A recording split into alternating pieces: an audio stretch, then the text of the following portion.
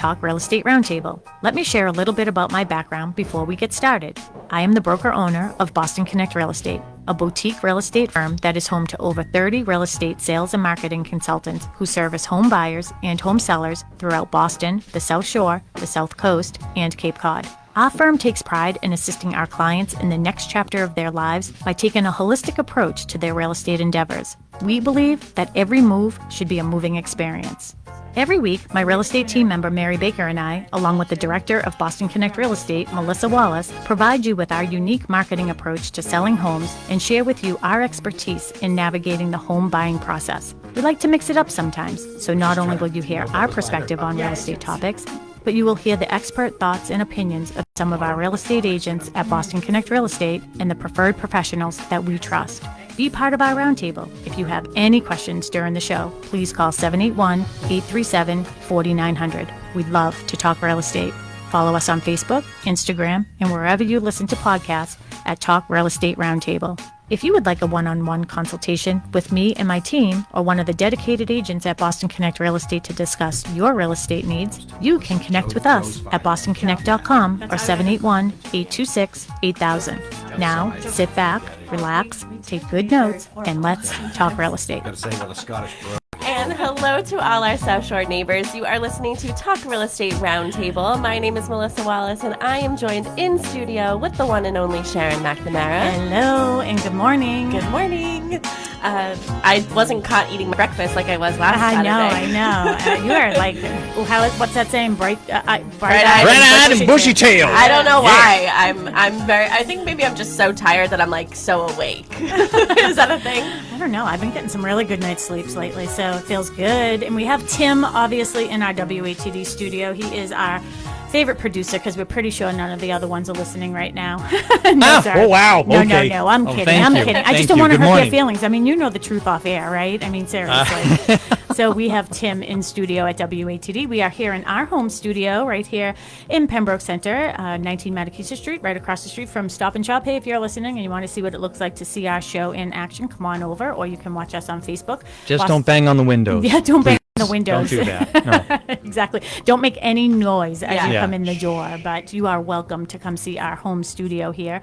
We have a couple great guests with us today, too. You want to do the honors? Oh, okay. Well, so we have Joe Campbell, Hanson Planning Board Committee Chairman. Hello, Joe. Hi, good morning. Thanks for having me on the show. Thanks for coming. And you listen to us, too, right? I do. Yeah. That's how we met. That's how we met. You called a couple of weeks ago, and we were like, oh, someone's listening to us. Yeah, I was like, oh, that's a great show. That's a great idea. Yeah, so, and here you are a couple of weeks later. So anybody out there who wants to be on the show, just give us a call, and you'll be on in a couple of weeks. Your dreams come true. Your dreams come true. And we also have Judith Parks, which is Pembroke Affordable Housing Committee Chairman. Hello, Judith. Good morning, and thanks again for having me. Thank you for coming. Yeah, and I want to say, too, with Judy, she's one of my favorite people in town. I mean, she has quite the reputation of being, you give so much. You really give so much to the town.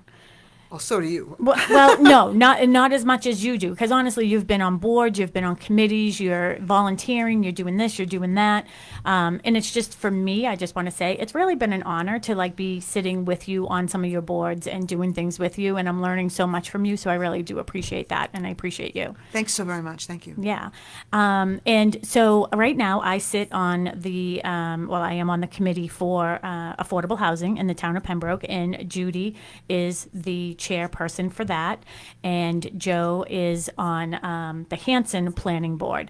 And we've been talking about affordable housing. On the affordable housing aspect of things, for what we've been talking about is we need to do a show, because I think that there are a lot of things that we need to clear the air on and sort of get away the voodoo word of the stigma. The stigma of a 40B, Sure. right? So I want to talk about that. And then, Joe, you called in a few weeks ago and you had told us about, the article that was passed, right? Was it an article or what was it? Article 33 of the recent May town meeting. Yes. It was about accessory dwelling for lots in Hanson. Perfect. Yeah, so I'm so excited to learn about that. My husband, actually, Mark, he's probably listening this morning. Good morning, Mark. I love you. He's getting ready. We're going to Chris Stapleton tonight. Great. So, yeah. So, anyways. He's getting ready already. He is. 11 o'clock. Well, we're doing an open house after Growing this the as well. beard. Yeah, exactly. But he asked me this morning who was on and what we were doing, and he started asking me questions, and I was like, Well, that's why he's on the show. I don't know. Yeah, call in, Mark. But I did say this morning is my favorite shows are the shows that I don't know the answers to. Right? So a lot of times I'll ask questions. I already know the answer. It's for our listeners. But today I'm really here about learning. So if I ask too many questions, just slow me down. We just have to do a little housekeeping before we get started. So do you know the number of Broadway? So the Grady team has a listing over in Hanover. Yep, it's 280 Broadway in Hanover. It is back on market. So if you missed the opportunity to see this amazing house, Sharon and I have both seen it in person. It is beautiful. It's a ranch in Hanover. 280 Broadway. Right near Previty's, like Yeah. right there, like when you're coming up the road to it. Yeah, Yeah, it's gorgeous. So it's gorgeous. What time are they going to be there? They don't have a scheduled open house. Oh, okay. But it is back on market. So if you want to see it, obviously call your agent. But if you're not working with an agent, call the Grady team directly. And they're hold on. That's okay. I'll talk while you're saying that. The Yeah. house is beautiful. It is a ranch, and lots of great features. Really nicely done. Yeah. Nice backyard. Tracy Grady's number is 617-620-8484. But again, you can go to bostonconnect.com and find all of their contact information. It is a great house. And again, if you missed the opportunity the first time it was on, here's your opportunity. Yeah, absolutely. And it didn't fall apart for any particular reason. It was probably Yeah. like a little bit of buyer and Morse type thing. Yeah. Which we talk about. We talk about this all the time. People rush into things Kristen and I then just they have did time a to think show. about it. Kristen and I just did a show on this on Tuesday about why houses come back on the market. Yep. So, and here we are talking about a house that here we came are. back on Yep. the market. So. I also want to give a little plug for, I believe it's Emmy Flaherty is today and then tomorrow, same time, from 9 to 11 at 22 Raymond Ave in Pembroke. It is my listing. It's a small ranch. And it was done over, so they did a nice job, with paint and things like that. So if you are in the area and you're looking for a small 3-bedroom ranch, it's on for $379.9. Emmy Flaherty, full-time real estate agent here at Boston Connect Real Estate, will be there today, 9 to 11, and Kate Fisher will be there tomorrow, 9 to 11 as well. Obviously, Kate is a full-time real estate agent here at Boston Connect too. Okay. And there we go. Where are you going to be? Oh, and then today I am going to be. Oh, Judy, you're going to love this one. Have you ever been in the Meadows? Any of the ones that's Kevin No, Sealand? I haven't, Come actually. visit me today. They're so beautiful. And I sent Kevin Sealand. He's a builder in our area, and he did the Meadows in 1996 or something. I don't even remember what year it was. So I have the Meadows. It's on. It is a 2-bedroom, first floor, primary suite with a full bath and everything. Nicely done, has a finished lower level. So come see me. When am I there? 12 to 2. 12 to 2 I'll be there today. 12 to 2 with Mr. Mark McNamara, and that's on for $650. But I sent Kevin a text, and I was like, Kevin, it's so nice to do, to have a resale that's one of your properties, and it's timeless. It's timeless elegance, and I know that sounds like something that I came up with for ChatGPT, but it is not. It really is good. All right, let's get on to our topic. You go. Okay, we're talking about affordable housing insights. Okay.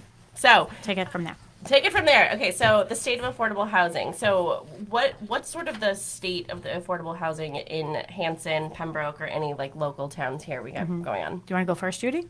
Sure, I'm happy to go first because I've spent most of my career in affordable housing. The state of affordable housing, period, in the Commonwealth is disastrous. I mean, Yep. let's just be honest. I mean, that is sort of the backdrop to where we are. And regionally, in the south, on the South Shore, it's dismal. I mean, it really is. I mean, when you look at what area median income is, and you look at what the cost of rents are, and then you look at what the cost of land and building and existing houses are, there's really a great mismatch between that and income. So there's a real problem. So in Pembroke and surrounding communities, 40B has been the vehicle that has really increased inventory, but you have to understand that affordable housing under 40B is very specific, and it's usually geared to the higher end of the market. People who earn usually over 80% of AMI, which is plus $80,000 plus. Explain to everybody what AMI is. Area median income is the amount of money income that people have, and HUD actually does these wonderful charts. If you just Google HUD AMI, and it tells you what the area median income is: 60%, 40%. 30% is considered very low income, and those are the people who typically live, if they get able to find something, in public housing or with a Section 8 certificate. But others, higher AMIs are used for other kinds of housing, such as tax credit and a 40B type housing. So. And that- every town is different too, right? So that's, I mean, when you're talking about that AMI, I mean, maybe I would qualify for something in Cohasset. Well, actually, it's regional. It's regional. So Yeah. the AMI for the South Shore is much the same as Suffolk County. So it's Yep. the same as Boston, because we're in the Boston metropolitan area. Yep. So it's the same. It gets less when you go, at the South Coast. You go out toward the Bristol. Berkshires, Bristol. Yeah, it gets less there. Of course, the wages are Yeah. always less, and that's really the issue.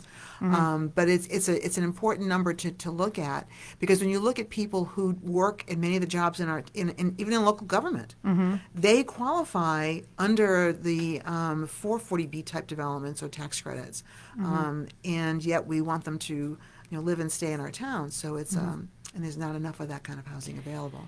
And can you explain to people too, and then we'll have Joe sort of tell us more about Hanson as well. And then if anybody is listening and you have any questions about this topic or insight or anything, please feel free to call in to the studio, 781-837-4900.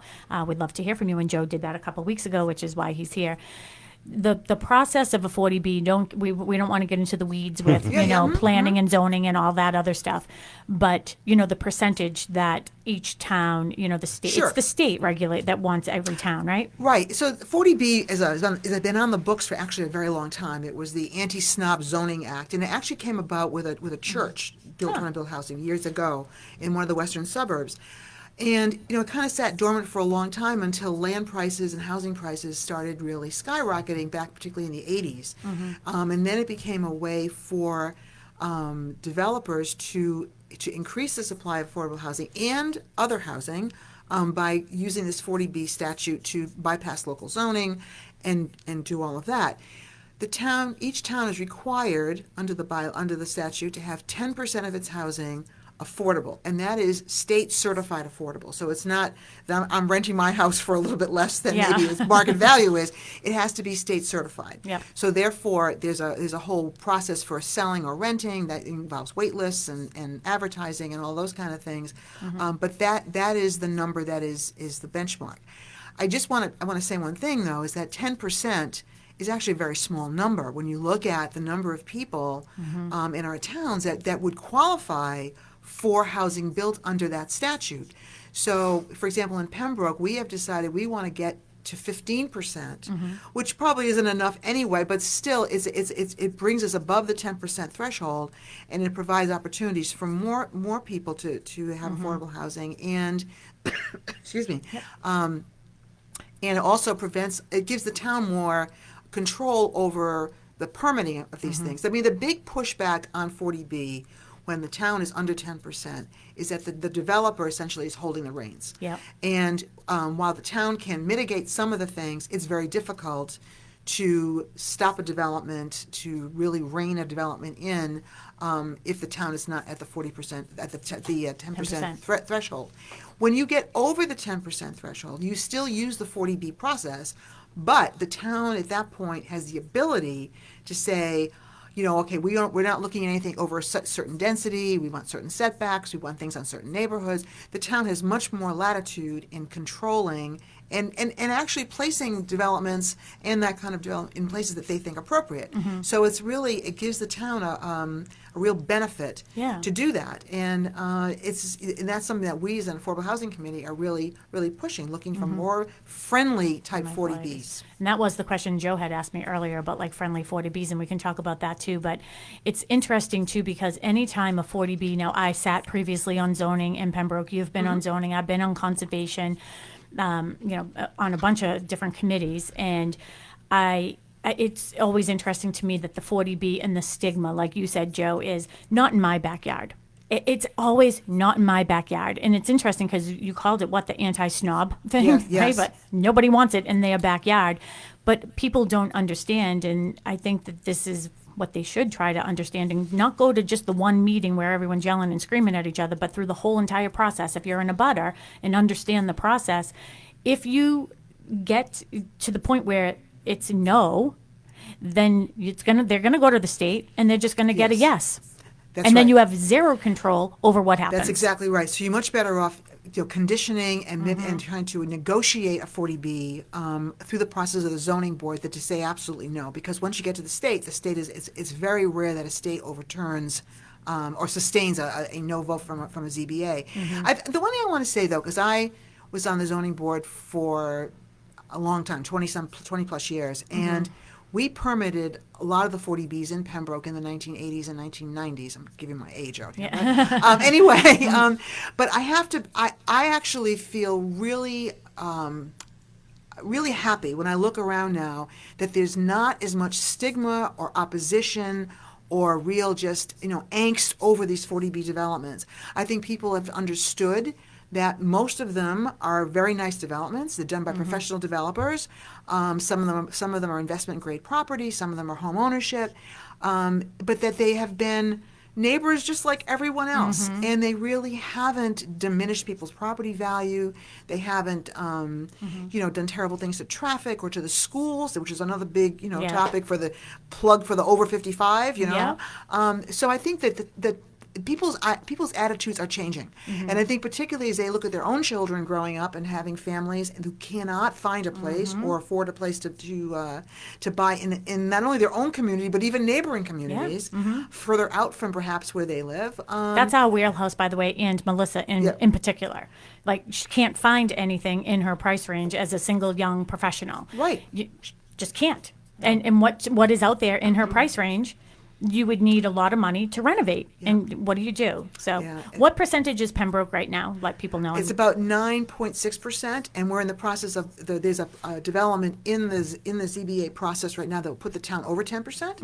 And then there are a couple of other developers who have been talking to us, not with anything real definitive plans, but just some ideas about certain pieces of property in the town that we've been encouraging them to come to us with some ideas around what they're proposing to do. One of the things that we want to do though in these past 10% developments is to look at our existing local zoning bylaws and use those as the baseline for negotiating increased density for affordability and things like that, so that we don't rewrite the zoning bylaw. Yeah, absolutely.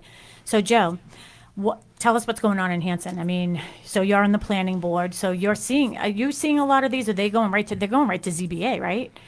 They are. They go right to ZBA with their plans right from the get-go, and it does bring a stigma, as everybody says, the NIMBYs and things like that. It's the reality of it is that we should really change the title of affordable housing. It should be more secure housing. That's what it's security. Yeah. When you have a home and you're secure in your home, you're able to invest in other things in your home because you have that security. The families that we have in the surrounding towns here on the South Shore, especially going through the pandemics or a recession, as long as that bill is paid for that mortgage or that rent, you may forego a meal for yourself or for your family. So it really is a huge factor. Yeah. So I myself feel calling it more secure housing than affordable changes possibly some of that stigma that's around. Yeah, and me growing up in the city too, and I mean, this is no offense to any, because believe me, I sit on this, I want to be on this board because I want to make a difference, right?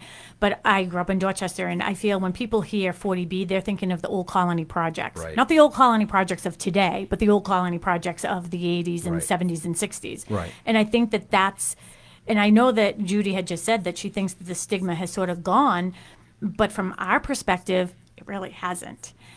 We're in there. I have 40B developments, and the first question people will ask, is it a 40B? I'm all set. Some people will say, or they'll want to know which units are, and we can't tell. Right, and what happens, you have a developer that comes in, generally developers work fairly well with the zoning boards, but every once in a while, you do have a developer that comes in that doesn't really have a feel of the land. That's very important when you're living in a town, and you're part of that town, and you're vested in that community. To have a developer come in that doesn't have a feel of the land, doesn't have a boots on the ground attitude towards dealing with abutters and the rest of the town itself, the impact to the town. When you have somebody that comes in that just shirks that responsibility to really understand the impact of what they're getting ready to do, that's where you have a lot of kickback, and you have a lot of citizens that will be engaged and get engaged. And a lot of times when you hear that no, or you try to get that appeal to the state, a lot of wind is taken out of people's sails because it is a lengthy process. But everybody should know there is an appeal process. There's an appeal process for a lot of the things that are in as far as land use regulation, and you should always continue to interject. You can make a change. You can be impacting for a benefit for the town and you as an abutter. The affordable housing, when you're talking about people asking, which one's the unit that's they're all built the same. It's just that the fair market units make up the price for the subsidized units, or subsidized is a better term. That's a section. Yeah. Or for the 40B units, So it's but when you get friendly B development, when you get a developer or a builder that's invested and understands the impact, that's where it's a great symbiotic relationship, and everybody benefits in that aspect, I think. Yeah. Well, I agree, and I think also we've had our share of developers who have not exactly worked well with the town. I do think one thing, though, is that and it was interesting you said about changing the name from affordable housing, because there are two kinds of sort of, I don't want to say affordable housing, but there's subsidized housing and then there's affordable housing, and they're very, very different. The subsidized housing is really geared toward people's income. It actually provides a subsidy, a payment for rent, and in some cases there is some very few like down payment assistance for some first-time home buyers, but it's a subsidy, and I think that you have to be really understand that it's very different than a 40B, where the developer is actually building more units than would be allowed, so that he can write down the rent costs on the ones that are quote unquote affordable. And again, like I said, we're talking about affordable units at the higher end. So the rents on these units are not $1,000. They're like more in the $2,500, $3,000 range, depending on the size of the unit and the income limits. So it's a very big distinction between that and really low income housing, which both are needed, but I mean they are very different, hitting a very different target in the market.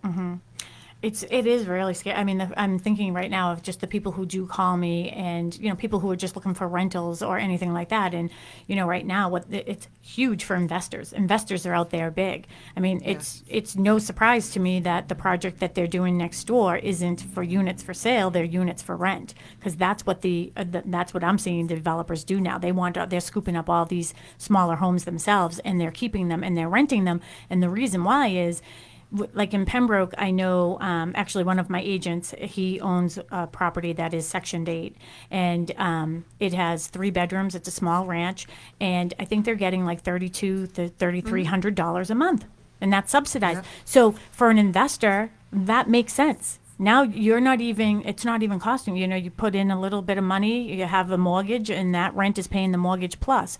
But that's taking away. It's great that it's giving housing to the person who needs it, Section 8, but it's not doing anything for the person who wants home ownership. Right. No, and the other thing, too, to remind yourself is that the Section 8 budgets, the HUD budgets, have not increased very much. So when those fair market rents go up, where the fair market rent is $3,300 for a ranch, that means that they can afford to pay rent on one, but maybe not two. Yep. So that people get more desperate, and those wait lists grow immensely because of that. They grow and grow and grow. Because you're also on the committee for Housing Authority. The Housing Authority. Housing and Authority. I've spent most of my career in affordable housing, and I spent a lot of time working with projects in the Boston Housing Authority and stuff. So it's a scary world out there for people who are really low income. Very scary.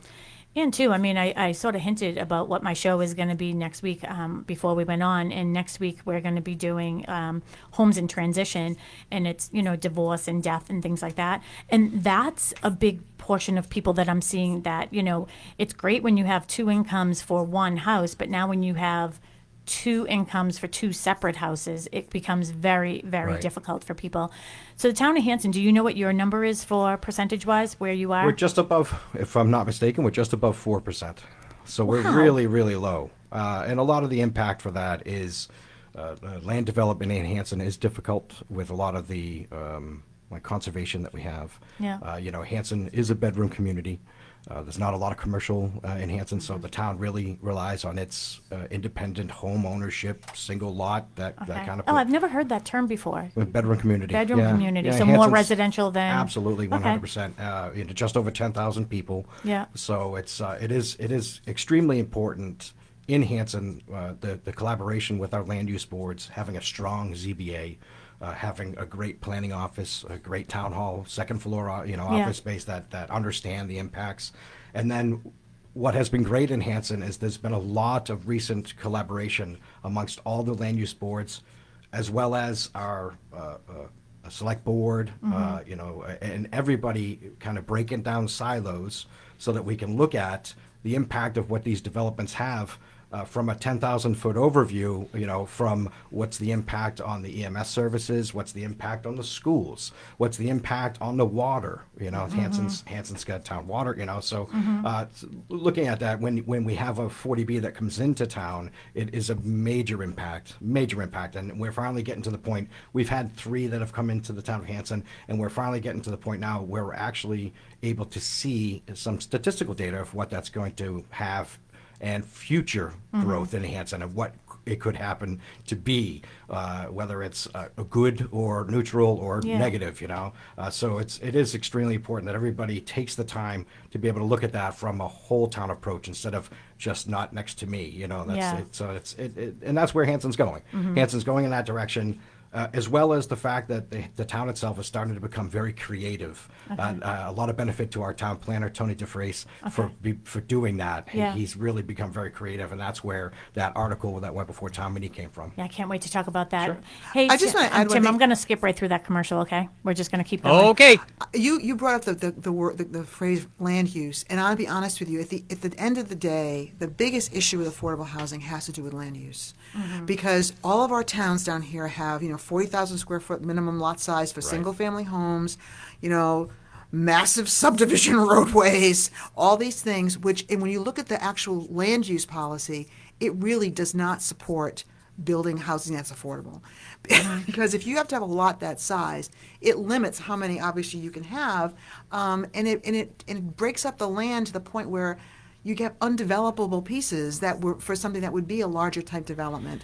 And it's a huge problem. Yeah, even little things. I know in the town of Pembroke, and I don't know what it is in Hanson or surrounding towns, but I remember when I was on ZBA, we don't even allow pork chop lots. No, we don't. That's just crazy to me. I mean, what's it matter? I mean, I do recall, though, we did give a variance for somebody on Plymouth Street, and it was family owned. Family was across the street. Family owned it. They had a bunch of land out back. They wanted to build for their daughter, and it was allowed. We have a caller. Wonderful. Yes, we do. We have John in Marshfield. Hello, John. Yeah, hi. Hi. How are you guys doing today? Good. Good. Great. Hey, interesting show.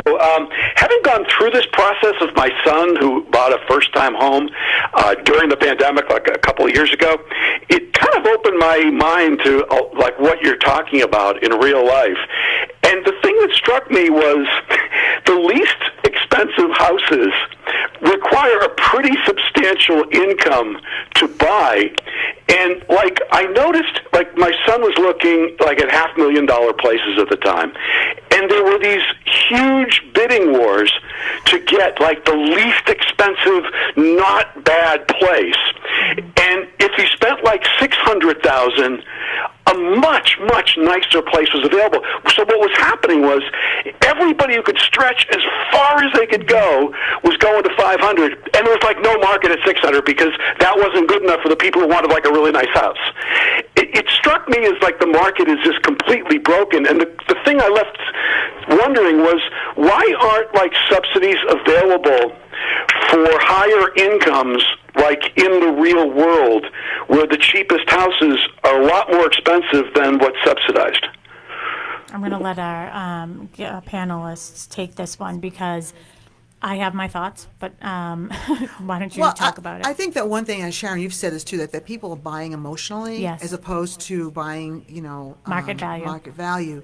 And I think there's a couple other things. I think the other thing too is you have to always remind yourself that in the United States, wealth building is based upon housing. and it's based upon owning a home. And so if you don't get in the market, your ability to actually build wealth and build assets is really very limited. So, and if you can look at people's retirement money and things like that, it just isn't that much. So that wealth building issue is a big part. And I think that people do get desperate. People. The market has been reckless, John, to be quite frank with you. This is what I've been saying for 2 years. It's reckless. And it's so interesting because I frequently will talk people out of selling their house because I just don't think it's a good idea for them. And I try to give people the best. I don't consider myself, oh, you call me and I just want to sell you a house or sell your house or help you buy a house. It's not that. It's like, let's look at this financially and what makes sense. So I'm telling people, my buyer clients, if they're looking at a $500,000 house and we know that there are going to be multiple offers on it, I will give them strategies on how they can get that house. But I always say, this is where I think the market value is of this house.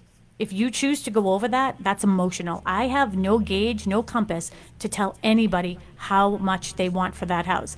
Now, the problem is what your son and what you were seeing between the $500,000 house and people, 25 people bidding on it, getting up to $600,000. The problem is a lot of those people are the ones that could afford a $600,000 house, but they were getting outbid of those houses because people were going up to $700,000. So now your son was in a pool of people in the 500 list price range that really could afford 600. That's what was happening. But here's the thing, though. I think you're true, but there's another side of that. The other side of that, there's a lot of people who stretched to the moon don't qualify and can't do the 600. So in the real world we're in, you have a massive number of people trying to get the least affordable, livable place.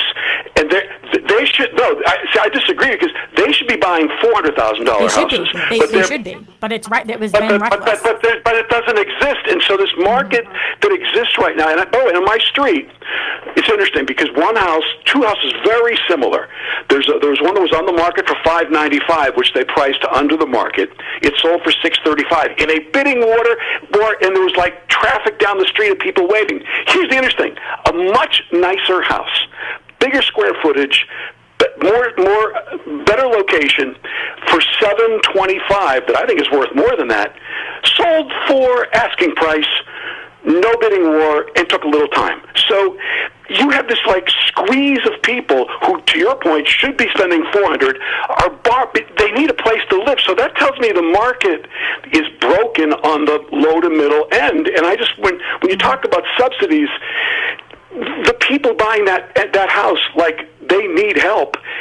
And the amount of money it costs to qualify for that is a very substantial income. But the thing, I think the right? problem... I mean, we're not talking low income. We're talking middle to even upper income people. At this interest rate, at this level, middle to upper middle income people need a subsidy to get a decent house. Or that's a sign of a broken market. That's what we're seeing is people with rich parents. Yeah. Go ahead. I think that then the other problem is that at the lower end, the land costs are driving up the value of this real estate. Because I have looked at a few $500,000 houses with Sharon for a friend, and what struck me was that it wasn't the house that, quite frankly, to me had the value. It had a nice lot.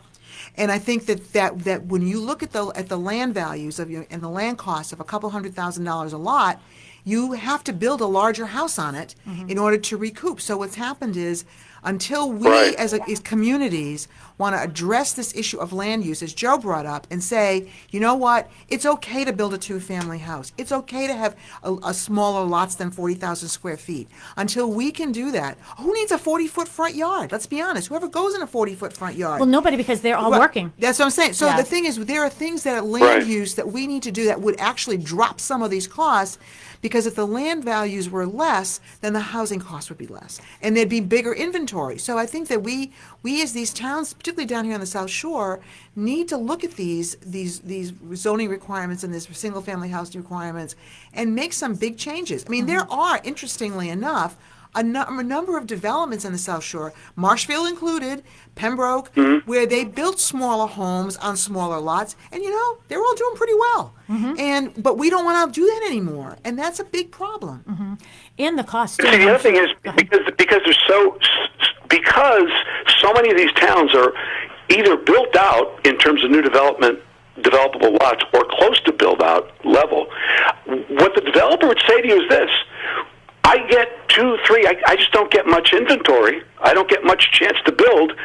So when I do, I got to make the most of it because I got to pay my bills. So I can't put inexpensive houses with low profit margins. I can't build those because I can't get much land. So it's like this catch-22 where like everybody has a reason for what the way it is. And what struck me is I've lived in other areas of the country that are just not as volatile and cyclical as the real estate market is here. And it strikes me that it's because these other markets are like normal free markets. This is like such a heavily regulated, gamed market in terms of like limited availability, very tight zoning, all these restrictions. And what happens is no one moves. Like the market gets frozen, there's no activity. And then just because of a lack of supply, the supply-demand thing just gets warped. And then every 20 years, it blows up. Like 1990, blow up. 2005, blow up. And it takes like a recession to get that and correct the market. Otherwise, it just floats with no inventory.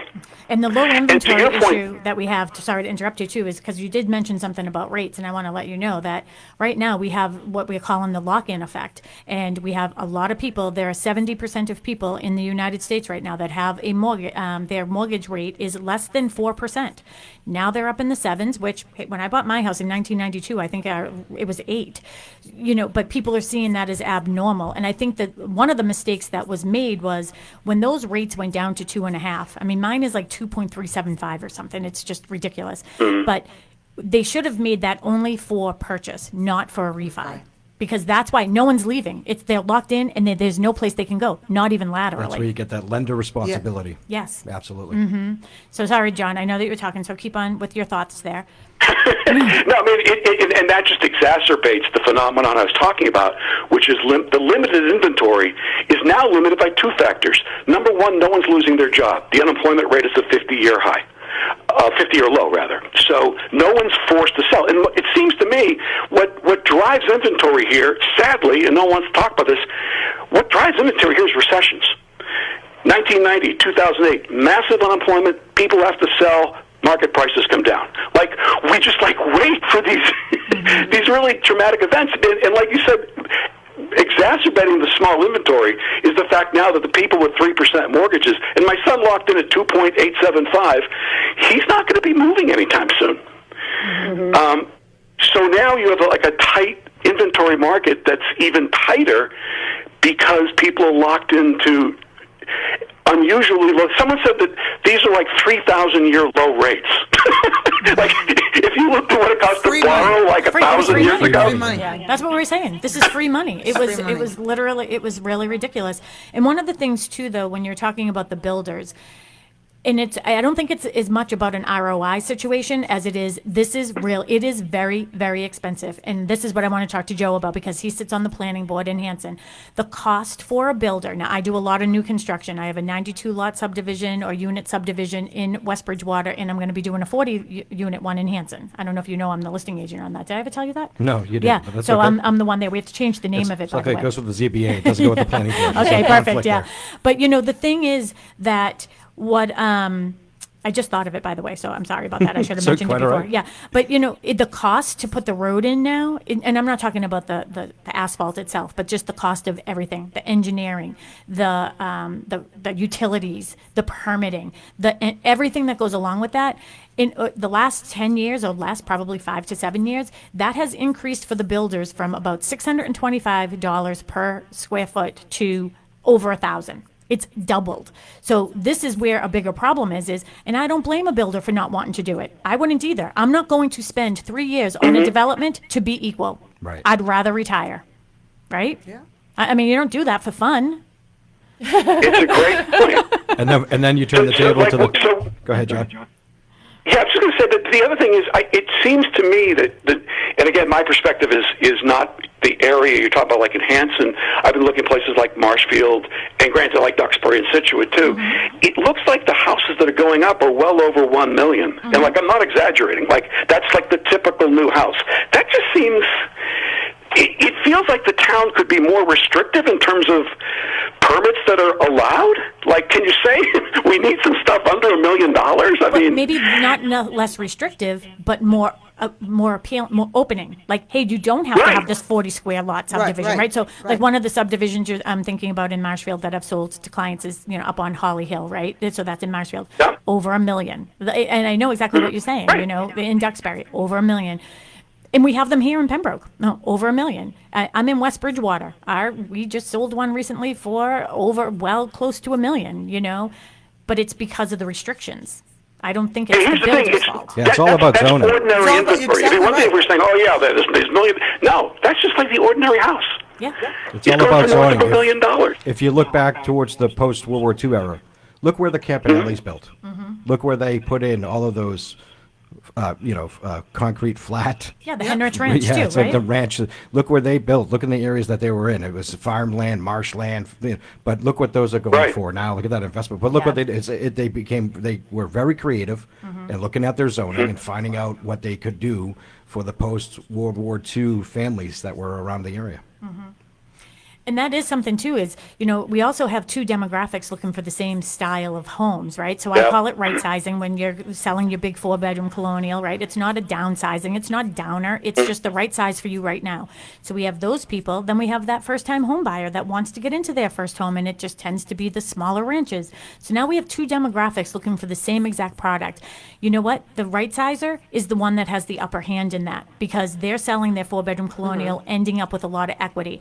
Now, one of the things that's different from today versus some of the history you were bringing up in 2005 is people think we're going to see all these foreclosures, and the way, with recession, with people losing jobs and everything, the problem that I see is if people start losing jobs, things are going to be a little different than they were in 2005, because in 2005 it was zero money down, 100% financing. They didn't have their skin in the game. They lost their job. They left the keys on the counter. What we're seeing now is people selling that one house to buy the other house. Rates were low, putting all of their equity into that house. You lose your job, you have $300,000 into that house. You're not giving the keys over. And P.S., you're also not refinancing because you're at 2.5. Right. So what do they do? But you do have to sell your house, and you end up getting $550 for the $750,000 house because you're moving to Albuquerque, and you take it. You do walk away with a couple $100,000 of equity. The better example is 1990, where none of that stuff is true, but you had just a garden variety, really bad recession. And what happened then is you had 5 years of very, very no appreciation, and 20 to 30% losses over 4 or 5 years, and that could be real. But you're right. We're not going through a subprime crisis where people will make money by turning in the keys the way they did in 2008. Yeah, and too, that thing is but what you're saying. It's going to take one of those kind of events to open this up because at 3.4% unemployment, no one's moving. And there's nothing available. And to your point, what's available, the seller is completely in charge. Here's what I want. You're going to pay it, fine. If not, someone else see will. You later. Someone else will. Yep. Well, John, you brought up some really great points, and I think you sort of get me fiery inside because I really think it comes down to zoning. And I don't have anybody from the zoning board on this show with me today, so we're just going to beat up the zoning board. Well, actually, it's the planning board, because zoning board is the zoning board of appeals. Yeah. And the planning board is the one who makes the zoning That's right. recommendations and zoning and plans for how land use is All done. right, then we're going to beat Joe up. So I would Just beat bring you it up on. again. Would you let Ding, ding. you want to do the right thing? But Yeah. but it's also educating people. Yeah. Right. Because people have this idea that they really need this large lot. I mean, look, if you're a gardener like I am and you garden Right. every square foot, that's one thing. But like I said, most people never even use their yards. Which is why the 40Bs, I mean, I have done several 40Bs, and I've done the 55 plus, I've done all. And a lot of times people do like that smaller lot because they don't, you know what, both mom and dad, dad and dad, whoever it is, the kids, they're working. They don't want, then on the weekends, they have to do the food shopping. They have to, clean Soccer. the house, soccer, baseball, all these other things that they're doing and responsible for. And the birthday parties, I mean, those are out of hand, I hear, with the young kids. So that's what they're doing. So they don't want to be in the yard No. just playing with it. And honestly, I have 1.36 acres at my house. I look out my window some mornings and I was like, ooh, Like even just last weekend, I was just like, what are we going to do here? But our local landscaping companies are loving it. They are loving it. Oh, yeah. And I love it. I'm not going to lie. I do have somebody that And comes you- and cuts yeah, my yeah, lawn, yeah. but You I'm have not like the doing it. most beautiful If yard. you don't mind, I appreciate you doing the show because when you ask people what the biggest problems in the state are, housing is in the top 2 or 3, and people mention it right away. And what struck me is it's the big problem that everybody admits to that nobody wants to deal with. It's the only problem I know that people we know it's a problem, but hopefully it'll get better. Like all of the problems we address, this is like the problem we admit that we just kind of don't want to admit we want to deal with. There's so many difficulties, though, John. There's so many facets of it. When you really go to a 10,000 foot overview, Right. there's so much, and then you have. You have old Beacon Hill cramming down each individual state, each individual town with regulation that you just can't. It's Can we not talk realistic. about that? Let's talk about the But MBTA I thing. think the other thing too, though, is that we have to be honest. That's a whole other show. That there's a there's a whole other show. Good, then you'll come back. There's a history here of why the housing market is the way it is too. I mean, I think we can't overlook the sort of the evolution of housing within the city of Boston itself, which really drove sort of the triple deckers and things like that. And then when people moved out of the city, they didn't want to have the triple deckers in their neighborhood. They didn't want that. And then there was a whole issue of redlining. I mean, there's a lot of factors that went into creating this morass of housing, the lack of housing that we have right now. And I think it's, when you look at older cities or you look at places like the West Coast, like California, the DC area, New York area, these problems exist in all of these areas. But a lot of it was driven by the way that the city itself was occupied. And if you look at even the history of public housing, when they took the income limit, the limits in terms of how much you could earn off public housing, it changed the whole demographic. It changed the way that it was used and everything else, and that became a wedge to build some of these, the post-World War II, little plats and developments that were done. So the history of housing in these areas, especially in the Northeast, is really. It set the context for the mess that we have right now. I want you to. Can we create a course together and do something? We should. I would really like yeah. to do that because I think Yeah. it's so interesting. And again, as a real estate agent, I'm seeing this. I'm on the front lines. When I tell you how terrible I feel for my clients, I can't tell you to pay any more for this house because this is where this is the market value of it. This is all emotions. I don't have a compass for that. And we only have 7 minutes left. And one of the things I really want to talk about, and John, was there any other pinpoints? Just feel free to stay on here with us. But I definitely want to talk to Joe about the new article that was Yes. passed in Hanson because will that help? And I want to know all the details. So, will that help? Yeah, the one thing I was going to mention, too, on top of everything you mentioned, half of the market, the entire eastern suburbs, is occupied by fish. And that's a problem, too. Yeah. Right? And they're gaining on us. I know. That's a good one, John. I'm going to have to use that another time, So you- Hey, listen, I got to run, but thank you very much for doing a Thank you so great much show. for calling, Great John. content. Yes. Thanks, John. Yeah, great. Thank you. Thank Bye. you. So you asked, will it help? Will the detached accessory apartments? That's what the new zoning change is. Will Are it they help? specifically apartments? Yes. Okay. Yeah, detached accessory apartments. So tell us Detached exactly what it is. accessory Like, dwelling. how much square footage can it be? Does it have to be family? You tell us all of Yeah, those. 900 square feet. So it's completely detached. It has to be autonomous from the main structure. So it has to be on the same lot as the single-family dwelling, located as a detached structure. So a garage, a barn, a carriage house, anything like a chicken coop or a greenhouse, that just doesn't work. It's in our residential A and our double A and our B districts only. So the purpose of it and the reason for it is to create a balanced, diverse population, income mix where you get seniors and then the younger generation coming through to be able to have a place to go. There's heavy rules and regulations, just like all the building. It's not like somebody could just lift up a garage and say, I'm going to have an apartment up above. So it's applicable to all, septic, building codes, safety regulations. So all let me that. ask you that. So does it can it tie into the house, or does it have to have its own septic? No, it will tie into the existing Tie septic. in. So that's one of the heavier regulations is that you have to have the space, Yeah. 1,500 gallon, that kind of a thing. So you do have to be able to utilize. Can't have two septics on one lot. But doesn't have to be 40 square feet. Does it have to be a 40 square foot lot? 40,000? Our lots are 30,000 and 40,000, so it would be on existing lots. Okay. Correct. Yeah. So Okay. 30,000 and 40,000. So Okay. it would be on an existing lot.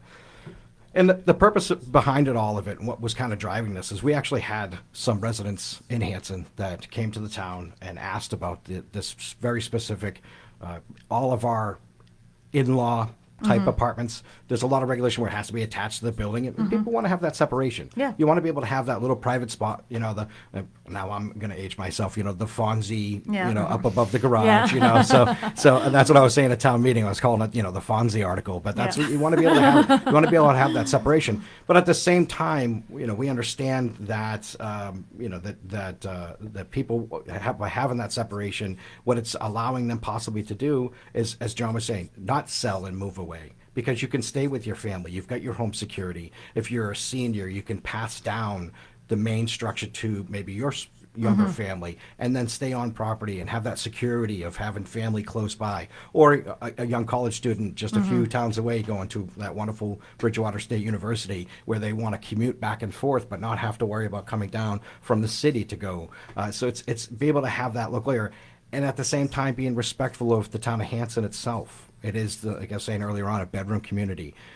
1 acre lots, those that very quintessential New England type farmhouse. Talking about some of the things that needs to come back, fishing and farming. So to have that, to be able to really encapsulate that inside and have the proper regulations, so that we can grab onto what's already happening. Some of the stuff, and I'm not looking to toss anybody under, but some of this is already happening in our local towns. So we have all that, and there's a lot of infractions that have concerns. I'm sure that our EMS services, when they find out that there's a propane tank somewhere, it's a concern. So by having that regulation and not trying to over-regulate, certainly not trying to, but by having that and being able to develop this new zoning change, we're able to change a little bit of the town. Certainly not to go from 4% to 10%, and then we say, okay, we're all set for affordable housing, but be able to add to some of what we're trying to do in Hanson, and be respectful to everybody across the board, the citizens themselves, the town departments, and try to grab some of this affordability. So those units will count towards your affordable? No. No? No, they won't. We're going to try to see future on down the road. We're going to try to see if we can get some of that regulation changed. Okay. So that's going to be the next. If we find enough units are being built and this really is attractive, and we find it, we'll put our attentions on to making requests through local legislation to possibly get that, so we can Okay. grab onto that. And what about, does it have to be family? And we only have 3 minutes left. I can't believe it, but I hope that you will come back so we can talk about the love to come MBTA back. stuff too as well. But what about, does it have to be family member that's living in that unit? It doesn't have to be a family member. So the owner of the single-family house, it has to occupy the dwelling units, must occupy the structure full-time, minimum of 18 months for the 24-month period.